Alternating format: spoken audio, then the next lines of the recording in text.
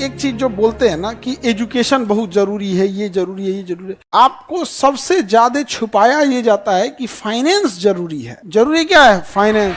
देखो पैसा अगर नहीं आएगा ना, मेंटेलिटी में डिफरेंस आने लग जाएगा। आप फाइनेंशियल स्थिति देख, आप तुम देखना, तुम जनरल डिब्बा में बैठ के देखो, वहां लोगों की बात करने का टॉपिक मुद्दे अलग होंगे। तुम वही उठ के उसी ट्रेन के एसी डिब्बे में जाके देखो, वहां लोगों के बात करने का तरीका, स्टैंडर्ड लिविंग स्टाइल सब कुछ अलग हो जाएगा। एकदम कंप्लीट क्या रहेगा? डिफरेंट रहेगा। फ्लाइट में चल जाओ और ज्यादा रहेगा, उसमें चल जाओ, उसमें भी बिजनेस क्लास में, कोई दिक्कत, सब अलग हो जाता है। तो भारत के लोगों को ना छुपाया गया, क्योंकि देखिए भारत एक लोकतांत्रिक देश है, हमें अपनी जरूरतों के लिए हमने अपनी सरकार चुनी है। तो एक प्लान तरीके से इन्होंने कहा कि शिक्षा बहुत जरूरी है, क्योंकि उन्हें पता था कि शिक्षा अगर देंगे तो 25 साल लगेगा उसको नर्सरी, केजी, मैट्रिक, इंटर कराओ, फिर ग्रेजुएशन कराओ, फिर कंपटीशन दो, नौकरी दो, 25 साल, तो 25 साल शांत रहेगा, शांति से कहो इसको टॉनिक पिलाओ। शिक्षा जरूरी, शिक्षा जरूरी, फाइनेंस जरूरी है। फाइनेंस समझ में आ गया कि नहीं आ गया? फाइनेंस जरूरी है।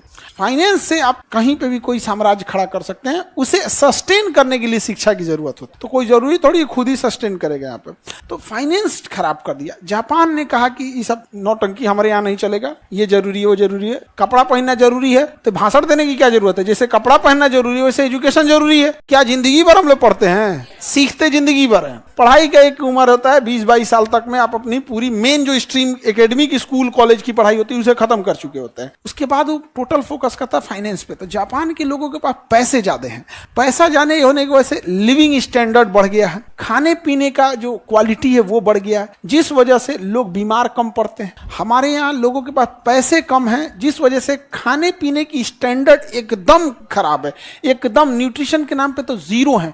इसी वजह से जब बीमार पड़ते हैं तो इतना तेजी से इनका हेल्थ डाउन होता है। सीधे जिला से गांव से जिला में, जिला से बड़े से हॉस्पिटल में होकर पटना के ऊपर धर धरा के भेज देते हैं सर। जो हॉस्पिटल पकड़ता है ना, कहता है कि जाने वाला है, धैर्य रहो 2 दिन, 2 लाख लेके अगले दिन रेफर, 2 लाख लो अगले दिन रेफर करते करते करते ऊपर तक पहुंचाता है। जब लास्ट तक पहुंचते हैं तो किसी के पास कुछ बचा ही नहीं। इसका रीजन क्या? हेल्थ सिस्टम अच्छा, देखो हमारा फूड बिहेवियर बहुत खराब है, हमारे पास पैसे नहीं है। और चाइना में, जापान में इसने बहुत अच्छा किया है। जब आप अच्छा लिविंग स्टैंडर्ड कर देते हैं ना, तो आपको हर जगह वैसे ही चाहिए। जैसे आपका घर एकदम, घर में कालीन बिछा होगा, साफ सफाई होगा, किसी घर में जाएंगे ना तो उसमें आपको कुछ फेंकने में भी अजीब लगेगा, तो तुम फेंक ही नहीं पाओगे। लेकिन क्या है कि हम लोग का स्टैंडर्ड भी वैसे ही है। जैसे घर, गरीबी की वजह से घर कैसे होते हैं, पूरे घर में कहीं फेंक दो, डस्टबिन की जरूरत नहीं है। बढ़िया घर रहता है तब ना डस्टबिन रखा जाता है कि हाँ यहीं फेंक सकते हो, यहाँ नहीं। गरीबी में इतना कमर तोड़ देता है, तुम कहीं फेंक दो। तो धीरे धीरे मेजॉरिटी लोगों को, हम लोगों ने अपने देश में 5 किलो राशन के लिए लाइन लगा दी है। उनको हमको समझाना पड़ता है स्वच्छ भारत, स्वच्छ भारत। रीजन क्या है कि गरीबी और कुपोषण में वो जन्म लिया है, उसको जैसे तैसे घर में रहा है बेचारा, गांव में जिंदगी बिताया, पैसे के अभाव में ऐसे विद्यालय में गया है, ना बाथरूम सही है, ना क्लासरूम सही है, ना तो उसके दिमाग में मेंटेलिटी भर गया है, तो समाज ऐसे ही रहता है। जापान ने ऐसा नहीं किया। स्टैंडर्ड ऑफ लाइफ इतना जबरदस्त है, सब लोग उसी टाइप के हैं। तो कोई कचरा होता है तो जेब में रख लेते हैं, डस्टबिन खोजते हैं हर जगह। वहां साफ सफाई के लिए झमेला नहीं करना पड़ता। और हम लोगों ने बेवकूफ बनाया, लोगों क्या गया, बेवकूफ बनाया। सबसे जरूरी क्या है? फाइनेंस।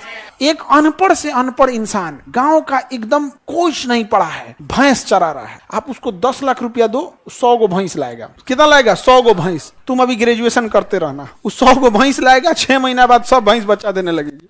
उसका दूध प्रोडक्शन चालू हो गया, तुम्हारा ग्रेजुएशन फर्स्ट ईयर है, उसका निकल गया प्रोडक्शन। अब उसको जो 100 भैंस है वो अगले साल 200 हो जाएगी। दूध का प्रोडक्शन बढ़ गया, तुम अभी ग्रेजुएशन सेकेंड ईयर में, बीए लेके करते रहो वहां पे। वो धीरे धीरे प्रोडक्शन करते करते चल गया, अपना कर्जा चुका देगा, अपना घर बना देगा, तुम ग्रेजुएशन 3rd ईयर में। अब मगध यूनिवर्सिटी हो ना तो मरो ससुरे, तो नहीं तो मरो वहां पे, मर जा तुम वहां पे। हमको इस बात से बहुत एलर्जी है कि आपने ग्रेजुएशन करा के एक बच्चों से जिंदगी का सबसे बहुमूल्य चीज छीन लिया, और ग्रेजुएशन का सर्टिफिकेट पे तुम कुछ नहीं कर पाओगे। तुम उस सर्टिफिकेट के दम पे कुछ करके दिखा दो। तुम अभी भी बस तुम्हें एक बैठने की एलिजिबिलिटी दे देगा कि तुम इस एग्जाम में बैठ सकते हो, तुम्हें कुछ देने वाला नहीं है। तुम ग्रेजुएशन का सर्टिफिकेट लेना बीए का, अब भर नोएडा, गाजियाबाद, दिल्ली, गुड़गांव घूमते रहना, हमको जॉब चाहिए। बीए के बाद इंटर का बीए क्या मतलब बन रहा है? जापान ने इन सारी चीजों को समझाया। सबसे जरूरी चीज अपने दिमाग में बैठा के रख देना, पूंजी होती है। क्या होती है? पूंजी। पूंजी सबसे जरूरी। अगर आपके पास पूंजी है, सब कुछ कर सकते हो। अंगूठा छाप इंसान जो दूध दूहता था, उसके पास पूंजी आया, खटाक से स्टेटस बदल गया। अब वो नो कच्चे घर से पक्के मकान में जाएगा, ठीक ठाक रखेगा वहां पे, फिर पहनावा ओढ़ावा, खान पान, बात करने का तरीका, मेहमानों को ट्रीट करने का तरीका, जो पहले खटिया बैठा के लोटा में पानी देता था, सोफा टेबल पे बैठा के नाश्ता देगा, बंद बोतल का बिस्लरी थमाएगा, उसको स्टैंडर्ड बदल गया कि नहीं? और उसको लोग कहेंगे कि गांव के लोगों के पास उतना रेस्पेक्ट नहीं है, ये नहीं बाबू, पैसे ने कमर तोड़ दिया हिंदुस्तान का। और अमीरों के लिए चीजें अलग हो गई, गरीबों के लिए अलग हो गया। फिर थोड़ी थोड़ी चीजों के लिए गरीबों में किच होता है। तुम इधर पानी मत बहाओ, तुम ये मत करो, वो मत करो। बड़े लोगों के घर कोई दिक्कत नहीं है। समझ में आ रहा है कि नहीं? जापान ने अपने इस सिस्टम को, लोगों को वहां पे एकदम ट्रीट किया बेहतर ढंग से।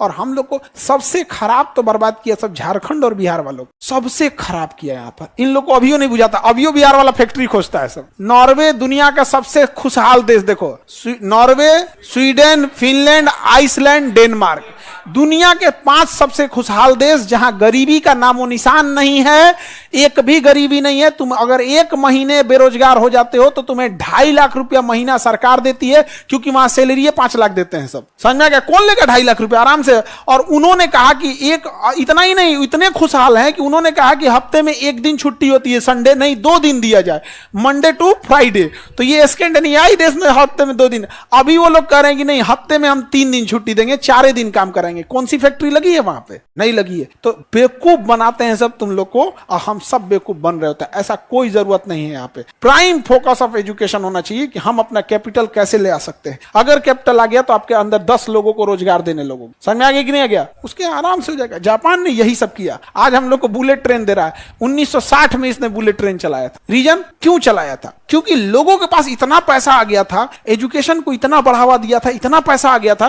कि लोगों को 6 घंटा 7 घंटा ट्रेन में बैठना बोरियत महसूस लगी थी। उन्होंने गवर्नमेंट से पूछने लगे थे कि ये क्या तरीके बना रखा, हम 6 घंटा 10 घंटा ट्रेन में बैठेंगे? तो वहां मजबूरी बन गई कि क्या होगा, कि बुलेट ट्रेन लाया। और हम लोग वंदे भारत पे खुश हैं। वंदे भारत पे खुश है। कोई स्पेशल ट्रेन नहीं है वंदे भारत। इस गलतफहमी से निकाल दो, उसे स्पेशल ट्रीट किया जाता है। एक वंदे भारत 20 ट्रेन को डिस्टर्ब करती है। कौन सी स्पीड भाग रही है? एवरेज स्पीड 120 है। वंदे भारत की एवरेज स्पीड 120 है। मार वंदे भारत, ये वो रीजन हम लोग का जो लिविंग स्टैंडर्ड है वहीं ले आके सीमित कर दिया। भाषण देता है कि शिक्षा का उद्देश्य संस्कार विकसित करना है। माँ बाप संस्कार सिखा के भेजे हैं। और कौन तुम लोग का किताब में सिलेबस है संस्कार का? तो नहीं बताओ। अगर संस्कार माँ बाप नहीं सिखा के भेजते हैं तो 500,000 क्लासरूम को संभालने वाला एक अकेला शिक्षक नहीं संभाल सकता था। ये किसके बदौलत? संस्कार। भाषण देता है सब यहाँ। जापान को टेक्नोलॉजी अपनाई है वहां पे। पैसा अगर नहीं, कैपिटल नहीं आ सका तो हम आग लगा देंगे डिग्री और डिग्री देने वाले दोनों में। बिना मतलब का नौटंकी करके रखा है। 3 साल का ग्रेजुएशन हो, 4 साल कर दिया सब। नहीं तो एक और रानी बानर मार दिलस बीची। एक तो 3 साल में कुछ नहीं हो रहा था, 4 साल कर दिया उसको। आओ पे से ना सेमेस्टर कर दिया। इस सेमेस्टर से सबसे ज्यादा फायदा जानते हो किसको होगा?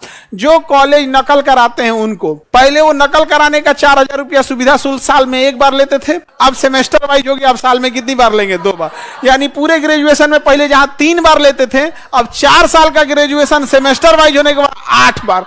अगर सुविधा शुल्क 2,000 भी लेता है एक एग्जाम में पास कराने का, तो पूरे ग्रेजुएशन में 8 दूनी 16, 8 सेमेस्टर है, 16,000 रुपया तुम केवल सुविधा शुल्क के नाम पे दे दोगे, क्योंकि तुम्हें नकल करके पास होना है। और इसमें तुम्हारी कोई गलती नहीं है, क्योंकि तुम्हें पता है, तुम समझदार हो, ग्रेजुएशन करने से कुछ नहीं होता है। अपना समय तो बचाए, तुम समझदार हो। कौन जाएगा मरने के लिए कॉलेज में? अब कोई मतलब का नहीं। और यहां ये सबने एकदम बेहतरीन काम किया। इनका एजुकेशन सिस्टम अलग है।